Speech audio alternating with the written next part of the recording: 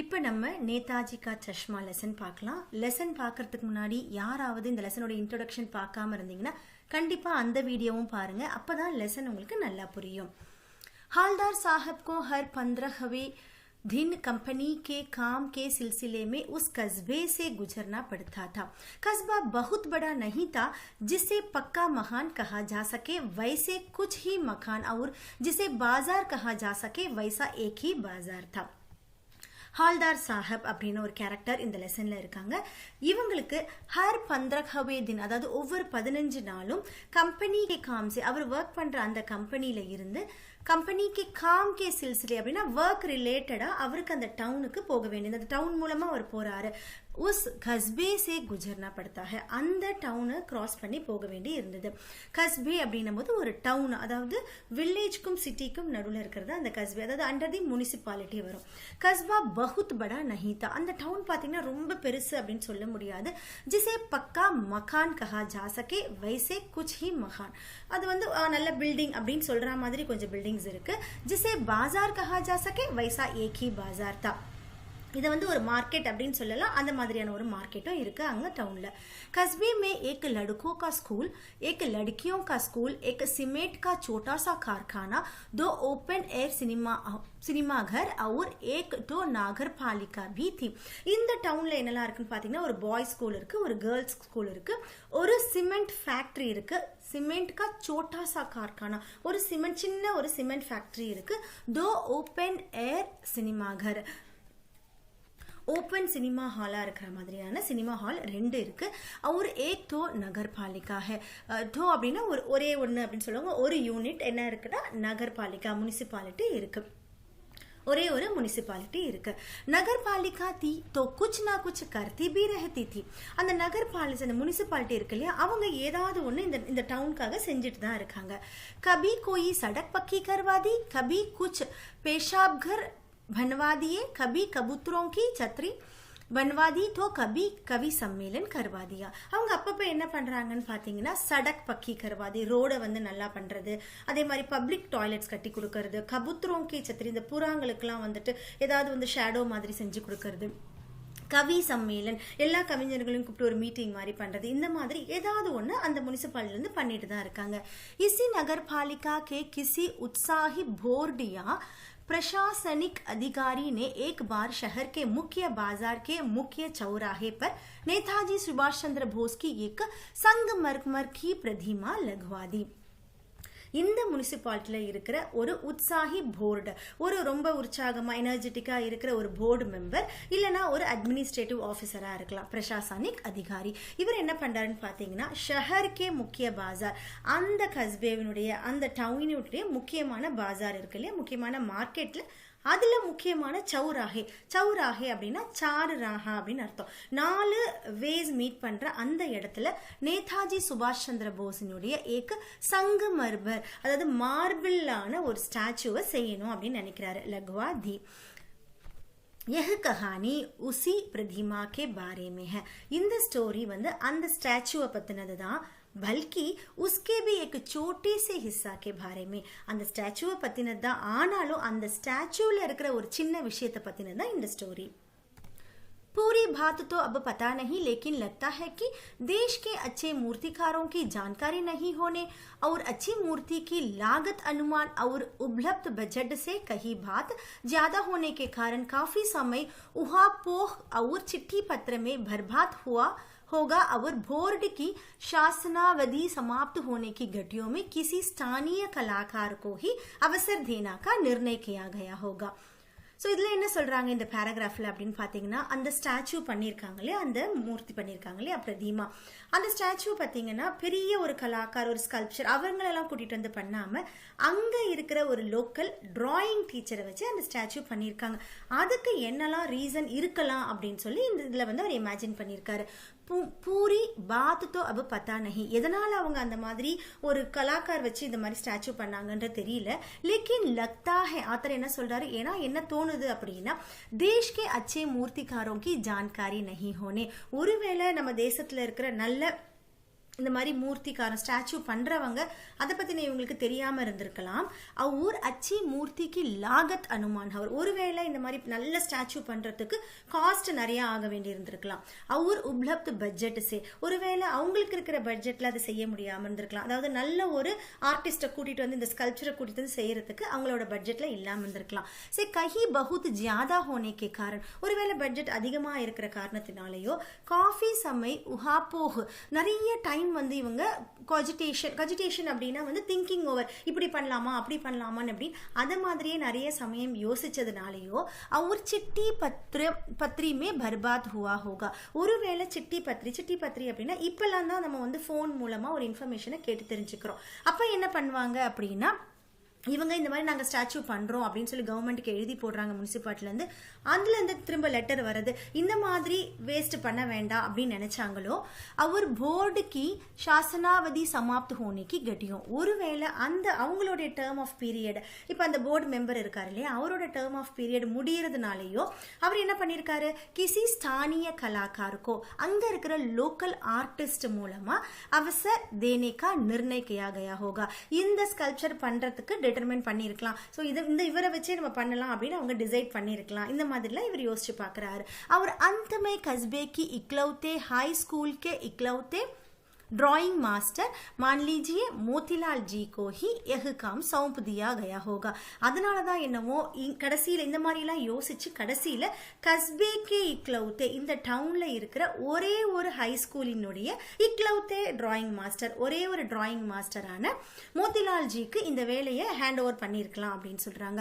Joe மஹினே भर में मूर्ति बनाकर पटक देने का विश्वास दिला रहे हैं. ஒருவேளை அந்த மாஸ்டர் என்ன சொல்லியிருக்கலாம்ல ஒரே மாசத்துல இந்த வேலையை நான் முடிச்சு தந்துடுறேன் அப்படின்னு சொல்லி ஒரு நம்பிக்கையும் கொடுத்திருக்கலாம். அதனால தான் என்னவோ இந்த டிராயிங் மாஸ்டர் கொடுத்திருக்காங்க அப்படின்னு சொல்லி இதெல்லாமே இவர் அசியூம் பண்ணி பார்க்க. जैसे कि कहा जा चुका है मूर्ति संगमरमर की थी. टोपी की नोक से कोट के दूसरे बटन तक कोई 2 फुट ऊंची. இப்போ இந்த பேராகிராஃப்ல வந்து அந்த ஸ்டாச்சு எப்படி இருந்தது அந்த மூர்த்தி எப்படி இருந்தது பத்தி சொல்லியிருக்காங்க.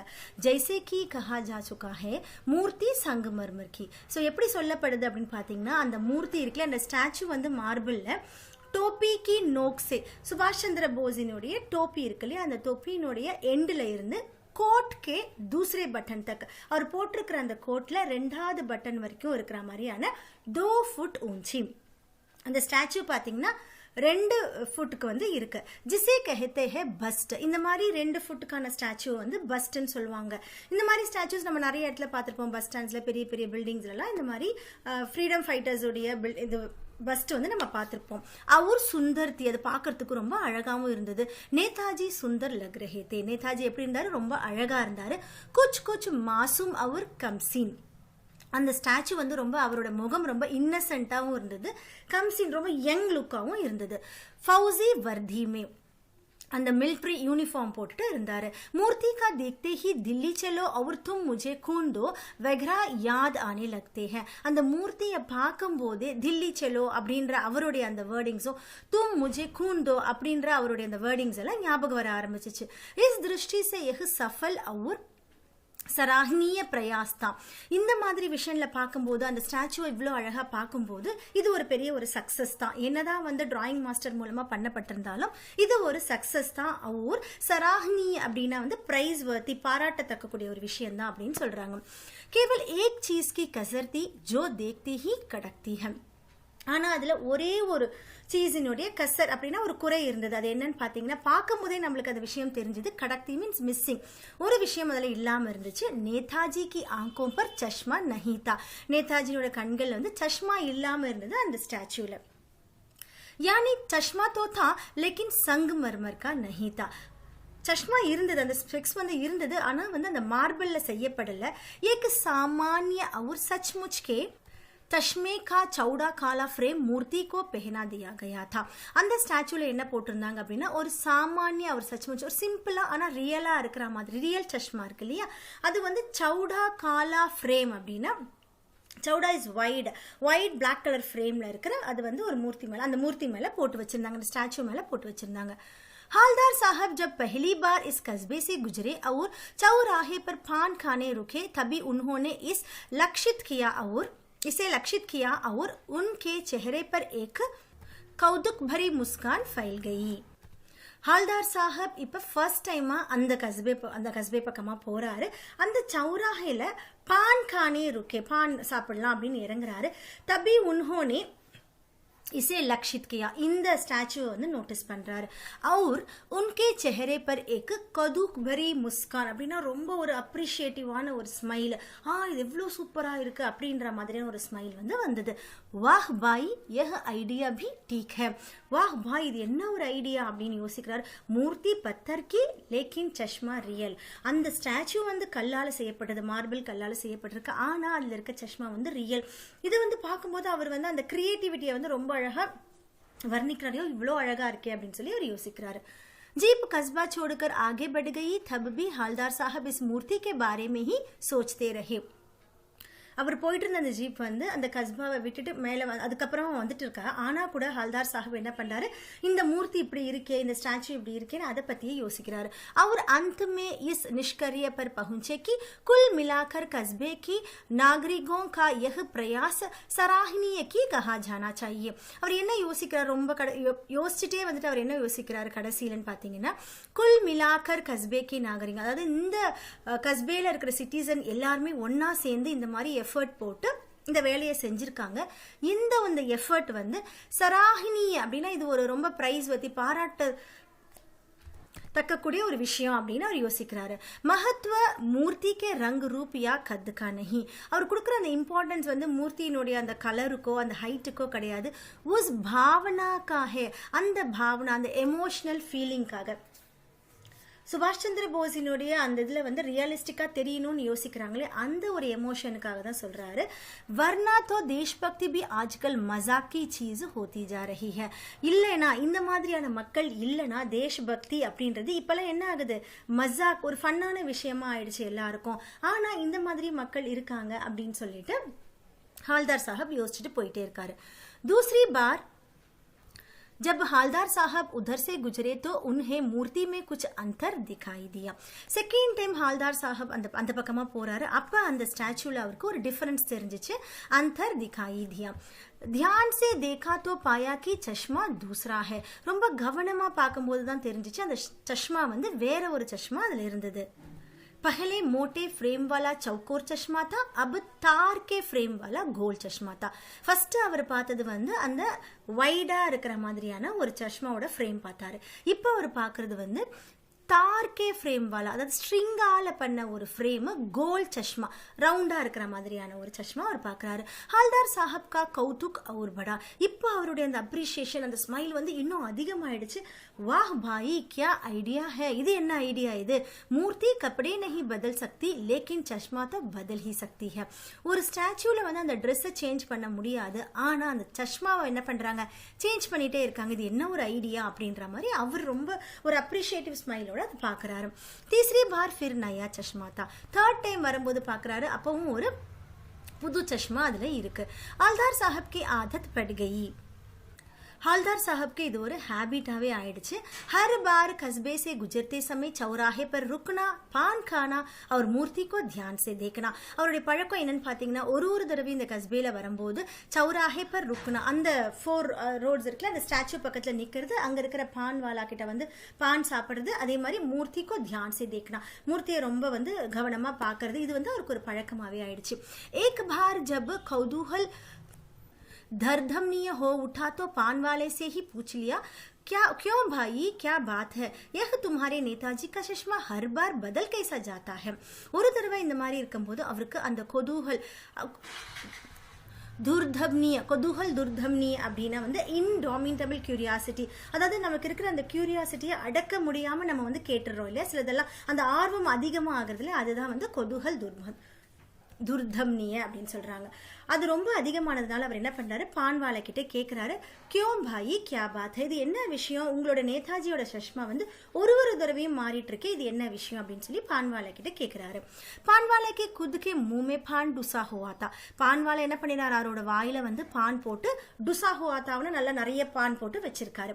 வஹ் ஏக் காலா மோட்டா அவுர் குஷ்மிசாஸ் ஆத்மி தா. இப்போ இதில் வந்து பான்வாலாவோட கேரக்டர் பற்றி சொல்கிறாங்க. அவர் எப்படி இருப்பார்னு பார்த்தீங்கன்னா, காலா மோட்டா, பிளாக்கா குண்டா இருக்கிற ஒரு பர்சன். அவர் குஷுமிசாஸ் அப்படின்னு ரொம்ப ஜோவியலா ரொம்ப ஜோக் பண்ணி பேசக்கூடிய ஒரு பர்சன். ஹல்தார் சாஹிப் கா பிரஷன் சுன்கர் வஹ ஆங்கோ ஹி ஆங்கோ மே ஹஸா. அவரோட இந்த கொஸ்டினை கேட்ட உடனே அவருக்கு பான்வாலாக்கு என்ன ஆச்சுன்னா ஆங்கோ ஹி ஆங்கோ மே ஹஸானா ரொம்ப சிரிப்பு வந்துருச்சு அப்படின்னு சொல்றாங்க. உஸ்கி தோந்து திர்கி. அவர் சிரிக்கிறதுல அவருடைய தோந்துனா என்னது, இந்த பெல்லி பல்ஜோட் ஆயிட்டு இருக்கு இல்லையா, அந்த பெல்லி, அதாவது தொப்பைன்னு சொல்லுவாங்களே, அது வந்து திர்கி அப்படின்னா குலுங்குது, டான்ஸ் ஆடுற மாதிரி குலுங்குது.